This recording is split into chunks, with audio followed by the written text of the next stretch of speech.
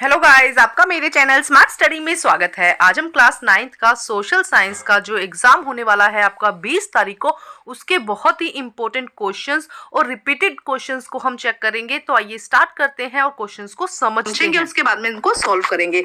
तो देखते हैं क्वेश्चन नंबर 1 में क्या कहा गया है।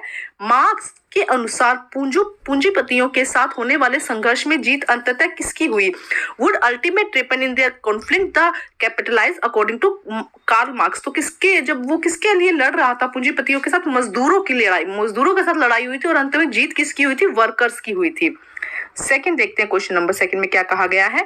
1970 के दशक में विश्व बैंक में कागज उद्योगों की लुगदी उपलब्ध कराने के लिए भारत के किस क्षेत्र में साल वनों के स्थान पर देवदार के वन लगाने का प्रस्ताव दिया गया, जिसे स्थानीय पर्यावरणविदों के द्वारा विरोध किया गया? देखो क्या कह रहा है कि 1970 के दशक में विश्व बैंक में जब कागज की लुगदी चाहिए होती थी, लुगदी उपलब्ध कराने के लिए भारत के किस क्षेत्र में साल वनों के स्थान पर, क्योंकि देवदार के जो वन होते हैं उससे लुगदी अच्छी बनती है, तो देवदार के वनों का प्रस्ताव रखा गया, जिसका विरोध किया था पर्यावरण जो इकोलॉजिस्ट होते हैं, उन्होंने उसका विद्रोह किया था, मतलब उसके अगेंस्ट गए थे। क्वेश्चन देखते हैं। In which of the following area did the World Bank propose to plant pine for the forest in place of sal forest to provide pulp for the paper industry during the decade of the 1970, in which was stopped by the opposition from the local environmentalists? तो इसका answer आ जाएगा Bastar. B A answer यहाँ पे क्या हो जाएगा? Correct हो जाएगा। मैंने पहले भी एक मार्किंग स्कीम बनाई है, लेकिन वहां पे कुछ क्वेश्चन मिस्टेक और कुछ क्वेश्चन छोड़ दिए थे। यहाँ पे आपको सभी आंसर मिल जाएंगे। क्वेश्चन नंबर 3 देखिए। निम्नलिखित में से कौन सा भारत का पहला वन महानिदेशक था? Who is the first inspector general of the forest of India? तो डाइट्रिच बेड्रिस इसका ए आंसर करेक्ट हो जाएगा। General of the forest of India, तो डाइट्रिच बेड्रिस इसका ए आंसर करेक्ट हो जाएगा। क्वेश्चन नंबर 4 में देखिए, कार्यशील पूंजी का उदाहरण दीजिए। An example of the working capital. Working capital क्या है? नकद मुद्रा, कैश। आंसर यहाँ पे क्या हो जाएगा? करेक्ट हो जाएगा। क्वेश्चन नंबर 5 में क्या है? आपको स्टेटमेंट पढ़नी है और उसके बारे में बताना है, तो हम सीधा स्टेटमेंट पढ़ते हैं। अधिकांश प्रायद्वीप नदियां अरब सागर में मिलती है। प्रायद्वीप पठार का ढाल पूर्व की ओर है। देखो क्या कहा गया है यहाँ पे कि देखो संकल्पना जो स है वो गलत है, परंतु कारण इसका क्या है? सही है। तो डी आंसर यहाँ पे सही हो जाएगा। स्टेटमेंट एक बार इंग्लिश में भी रीड कर देती हूँ। देखो स्टेटमेंट क्या है। Most of the peninsular rivers drain into the Arabian Sea. ये स्टेटमेंट गलत है। The slope of the peninsular plateau is eastward. जो स्लोप है वो ईस्टवर्ड में होता है। तो डी आंसर यहाँ पे क्या हो जाएगा? करेक्ट हो जाएगा। कि असेशनल क्या है? इनकरेक्ट है, बट रीजन यहाँ पे क्या हो जाएगा? करेक्ट हो जाएगा। 6th क्वेश्चन देखते हैं। सार्वजनिक वितरण प्रणाली खाद्य सुरक्षा सुनिश्चित करने की दिशा में भारत सरकार द्वारा उठाया गया कदम महत्वपूर्ण सही है। सरकार विनिमय राशन की दुकानों के माध्यम से समाज में गरीब लोगों को खाद्यान्न वितरित करना चाहते हैं। तो स्टेटमेंट भी सही है और उसका रीजन भी सही है। तो ए आंसर संकल्पना और दूसरा कारण दोनों ही सही है और सही व्याख्या होती है। इंग्लिश में एक बार रीड कर लेते हैं। Public distribution system is an important step taken by the Indian government towards ensuring food security. Statement बिल्कुल सही है। The government distributed food grains to poor people of society through the regulate ration shops. तो देखो statement भी सही है और उसका रीजन भी सही है। बिकॉज लगा के देखो रीजन एकदम सही बनता है। नेक्स्ट देखते हैं 7th क्वेश्चन में क्या कहा गया है। सन 1600 में भारत के कुल भूमि क्षेत्र में लगभग छठे हिस्से पर खेती होती थी। 19वीं शताब्दी की शुरुआत में औपनिवेशिक सरकार ने जंगलों का उत्पादक समझा। तो देखो यहाँ पे क्या है? संकल्पना सही है, परंतु कारण देखो यहाँ पे ये बात सही कही गई है कि 1600 में इतने हिस्से पर खेती थी, लेकिन ये जो इसका कारण है ये सही नहीं है। तो सी आंसर यहाँ पे क्या हो जाएगा? करेक्ट हो जाएगा। कि संकल्पना सही है परंतु कारण गलत है। एक बार इंग्लिश में रीड करते हैं। Around 1/6 of total land was cultivated in India in 16th century.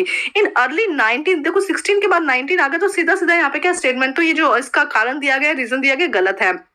Was colonial state considered in the forest productivity?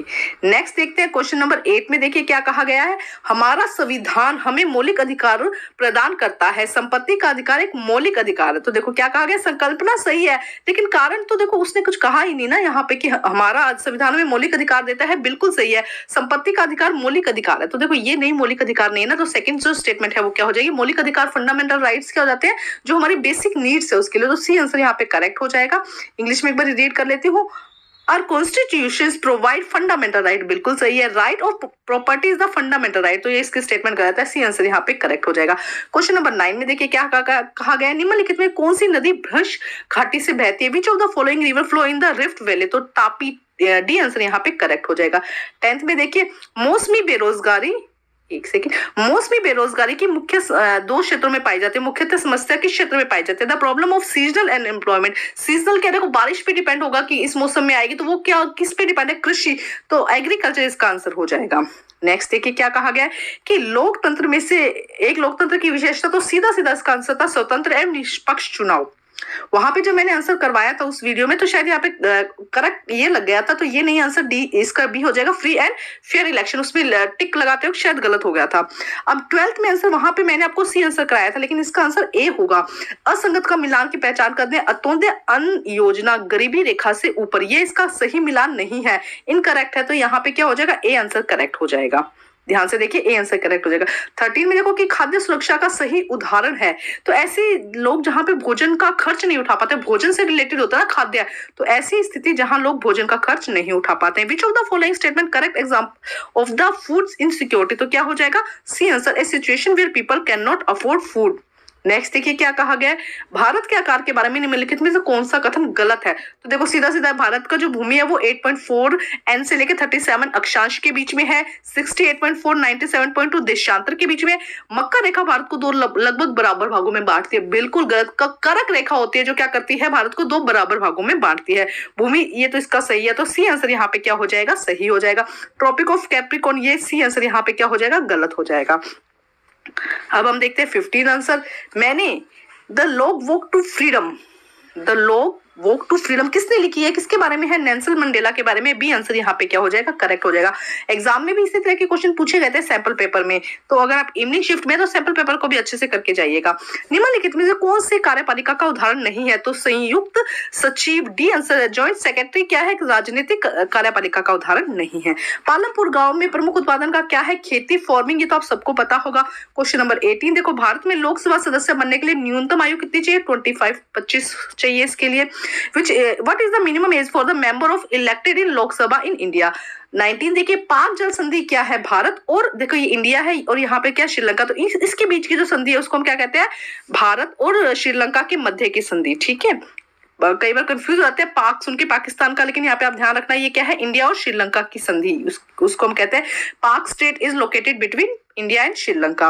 20th question देखिए, भारत में स्वतंत्र निष्पक्ष चुनाव कराने की जिम्मेवारी किसकी है? भारतीय चुनाव आयोग। Which is the responsible for the conducting free and fair election commission of India. ये तो आप लोगों को पता होगा। अब हम देखते हैं, ये क्वेश्चन वहां पर नहीं करवाए गए थे तो मैं ये आपको करवा देती हूँ। क्वेश्चन नंबर देखिए 21, अप्रैल थीम्स के माध्यम से लेनिन ने क्या मांगे रखी थी? What demand were put in the forward the Lenin through of the April thesis.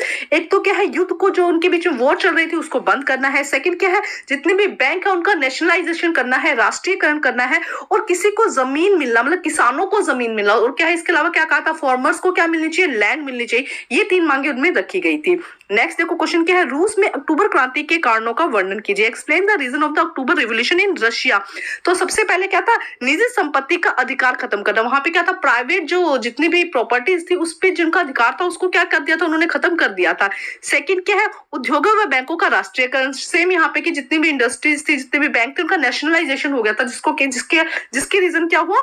ये रिवोल्यूशन हुआ। थर्ड क्या है? जमीन को सामाजिक संपत्ति, जिसकी भी जमीन है उसको क्या कहा कि ये सामाजिक संपत्ति है। इस बात से लेके जो जनता थी वो भड़क गई थी। संपत्ति है, इस बात से लेके जो जनता थी वो भड़क गई थी।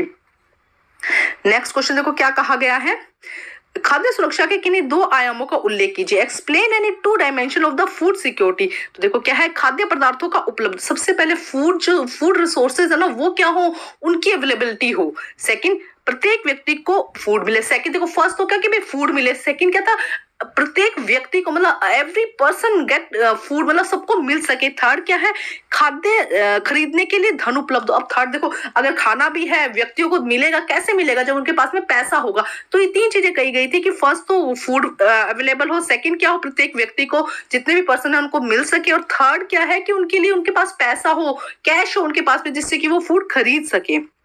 नेक्स्ट क्वेश्चन देखिए 23rd क्वेश्चन में क्या क्या, भारतीय संविधान सभा पर संक्षिप्त टिप्पणी लिखिए। तो भारतीय संविधान का क्या है, संविधान लिखने के काम, भारतीय संविधान सभा ने क्या किया था, संविधान लिखने का काम किया था। और 1946 में चुनाव हुए तो उसके रिगार्डिंग इसमें थोड़ा सा आप इसमें ऐड ऑन कर सकते हैं। नेक्स्ट क्वेश्चन देखिए क्या कहा गया है, जनसंख्या के असमान वितरण के लिए उत्तरदायी किन्हीं 2 कारणों की व्याख्या कीजिए। Explain and 2 factor of the responsible to uneven distribution of population. एक तो जन्म दर, है ना भाई। जन्म दर कितनी है, बर्थ रेट कह सकते हैं, डेथ रेट। देखो क्वेश्चन में क्या कहा गया कि जनसंख्या का असमान वितरण, कहीं पर अगर बर्थ रेट ज्यादा होगी तो वहां पे पॉपुलेशन फटाफट बढ़ती जाएगी, कहीं पे जो डेथ रेट है, मृत्यु दर है वो कम है तो जनसंख्या वहां पे कम, वहां पे भी बढ़ती रहेगी ना, क्योंकि कम मरने वाले लोगों की संख्या कम हो रही है। या कोई प्रवास कर रहा है, एक जगह से माइग्रेट हो रहा है दूसरी जगह, तो इसकी वजह से भी क्या होता है, जो जनसंख्या है वो असमान, या जो पॉपुलेशन है उसका डिस्ट्रीब्यूशन क्या होगा, अनइवन होगा। उसके बाद मैचिंग करनी थी, तो मैचिंग में देखिए फर्स्ट के आंसर यहाँ पे आ जाएगा शाही सत्ता का प्रतीक, सेकंड का हो जाएगा यहाँ पर सनातनता का प्रतीक, और थर्ड में सी हो जाएगा आजादी का प्रतीक।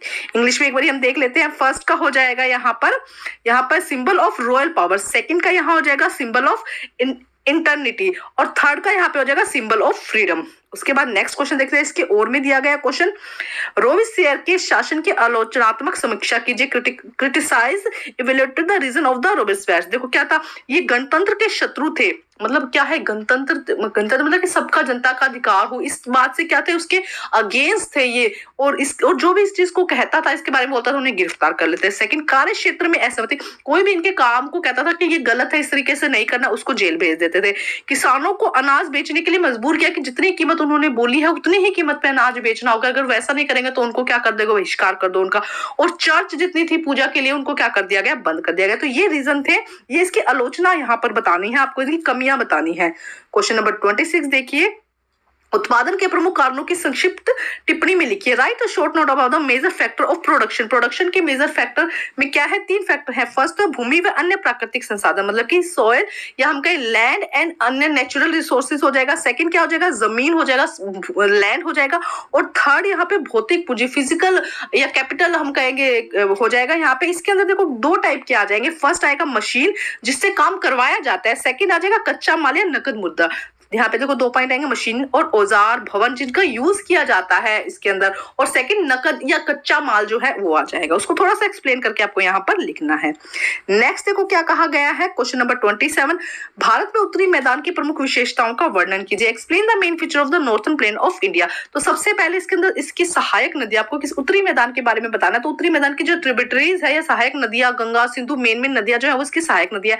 यहाँ पे जो मिट्टी है वो कैसी है, जलोढ़ मिट्टी है। इसकी लंबाई, उत्तरी मैदान की जो लंबाई है वो 2400 किलोमीटर टू 2400 किलोमीटर है। इसकी चौड़ाई कितनी है, 240 से 320 किलोमीटर। तो ये इसकी मेन विशेषता, इसी को थोड़ा सा बढ़ा चढ़ाकर आपको यहाँ पर लिखना है। क्वेश्चन नंबर 28, सरकार के लोकतांत्रिक होने का आधार क्या है, वर्णन कीजिए, यहाँ पर लिखना है। क्वेश्चन नंबर 28, सरकार के लोकतांत्रिक होने का आधार क्या है, वर्णन कीजिए।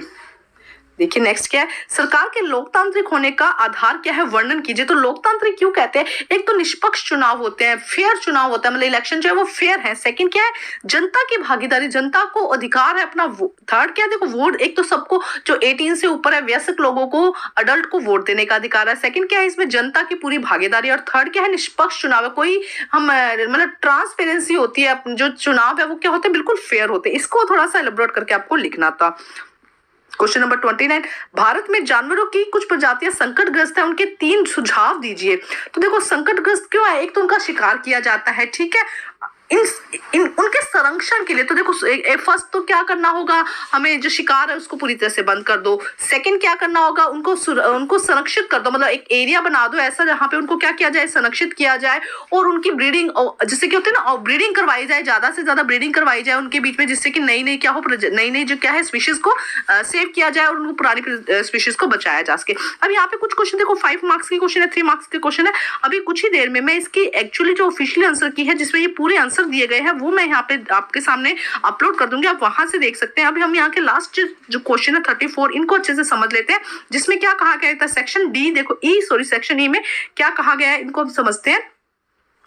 कल्याणकारी योजना के लिए सरकार धन का प्रबंध कहां से करते हैं, धन का प्रबंध कहां से करते हैं, टैक्स से करते हैं, करों के द्वारा जो टैक्स लगता है उसी से तो होता है ना। सेकंड क्या है, सरकार का कोई एक कार्य लिखो, तो सरकार का कार्य देखो यहाँ पे साफ साफ लिखा गया है, सरकार द्वारा नागरिकों की सुरक्षा सुनिश्चित करने और सबको शिक्षा स्वास्थ्य मुहैया कराने की जिम्मेवारी होती है।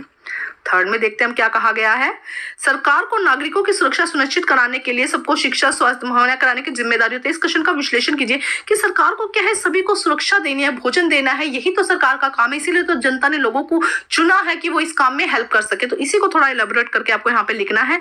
तो फर्स्ट क्वेश्चन का यहाँ पे देखो क्या कहा गया है, from where does the government manage tax, आ जाएगा इसका आंसर। सेकंड में मेंशन एनी फंक्शन, तो फंक्शन का देखो यहाँ पे दिया गया है कि गवर्नमेंट रिस्पॉन्सिबल है, यहाँ से लेकर आप यहाँ तक लिख सकते हैं।